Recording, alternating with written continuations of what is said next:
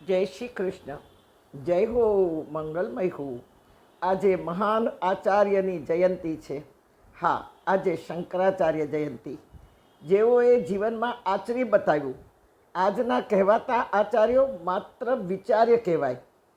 પોતા તરફથી પોતે જ આચાર્યનું લેબલ લગાડનારા આજના આચાર્યો.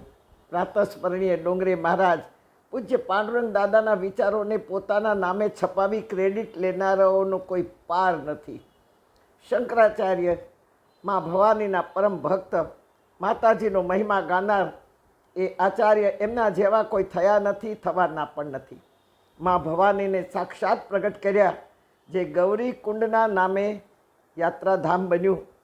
આવું એમના અંતરમાંથી પ્રગટેલું સ્તવન, અને સ્તવન દ્વારા શબ્દ બ્રહ્મ શું સમજાવે છે આપણને. વારંવાર લાચાર શબ્દોથી માનવ પોતાના દિલની લાચારી પ્રગટ કરે છે કે મરી જઈએ તો સારું, જીવવા જેવું કાંઈ નથી. ત્યારે અમારા શંકરાચાર્ય આપણને સંદેશ આપે છે કે મરીને પણ પાછું તો આવવાનું જ છે, ત્યાં કોઈ રાખે એમ નથી.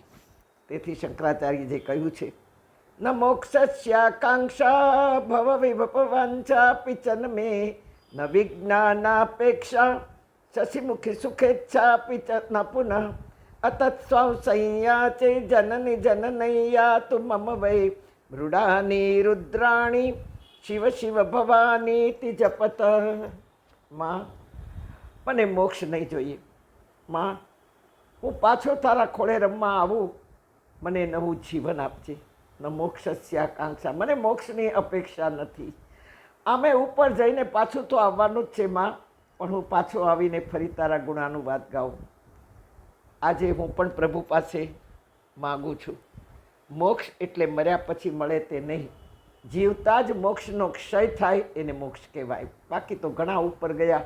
કોણે સંદેશો આપ્યો આપણને કે અહીંયા અમારો મોક્ષ થયો છે?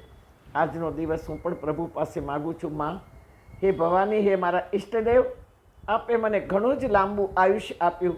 આજે 85મું વર્ષની શરૂઆત મારું જીવન કરી રહ્યું છે.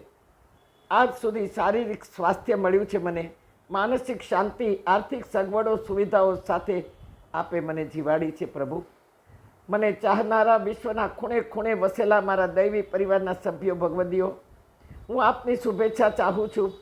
મારા જીવનને જીવાડવાની આપે બધાએ મને ગતિ આપી. હું આજે 40 વર્ષથી એકલી છું, પણ મને એકલતા લાગી નથી, કારણ કે સતત સદાય અવિરત આપનો સાથ રહ્યો છે. આપણે ભારતીયો, આપણે હિન્દુઓ છીએ. મારા પતિ આ દિવસને બહુ માનતા અને કહેતા કે આવા આચાર્ય શંકરાચાર્ય જયંતીએ તારો જન્મ, અને એ પણ કરાચીમાં. કોઈ દૈવી યોગાનુયોગ નક્કી આવા મહાપુરુષની છાયા છે તારા પર, કે તને એમના બધા સ્તોત્રો યાદ રહે છે, એમના વિશે બધી જાણીતી માહિતી છે તારી પાસે. બાકી 14 મે મારા ચાહકોને વગર કહે પણ યાદ છે. મને મારો જન્મદિન ગમે છે. એનું કારણ છે કે હજારો ચાહકો આપના તરફથી મને હજારો શુભેચ્છાઓ મળતી રહે છે. આપની શુભેચ્છા મારા માટે બહુ જ મહત્ત્વની છે. તેથી મને મારો જન્મદિવસ પણ બહુ જ મહત્ત્વનો લાગે છે. અને મારા હૃદયમાંથી આપ સર્વે માટે બહુ જ સરસ એક કદરદાની શબ્દો નીકળ્યા છે. એ ધારા હું આપને અર્પણ કરવા માગું છું. હમ તો चल रहे थे अकेले, बात बन गई आपसे, चलते चलते मिला कारवां, मिल गई मंजिल मुझे, हाँ मिल गई मंजिल मुझे.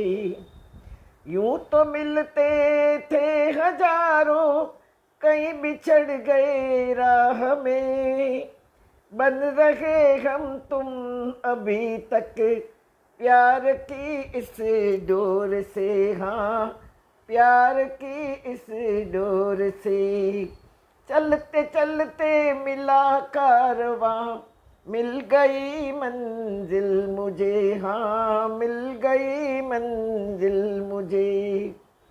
गर न होते आप मेरे, जीते हम ऐसे वैसे, आपकी नजरों ने समझा प्यार के काबिल मुझे, हाँ प्यार के काबिल मुझे।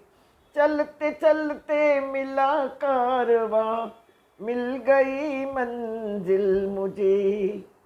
आप समुंदर प्यार के हो, मैं हूँ अमृत बूंद सी। प्यार के धागों में पिरोए माला अपने श्याम की, हाँ माला अपने श्याम की। चलते चलते मिला कारवां, मिल गई मंजिल मुझे, हाँ मिल गई मंजिल मुझे, हाँ मिल गई मंजिल मुझे।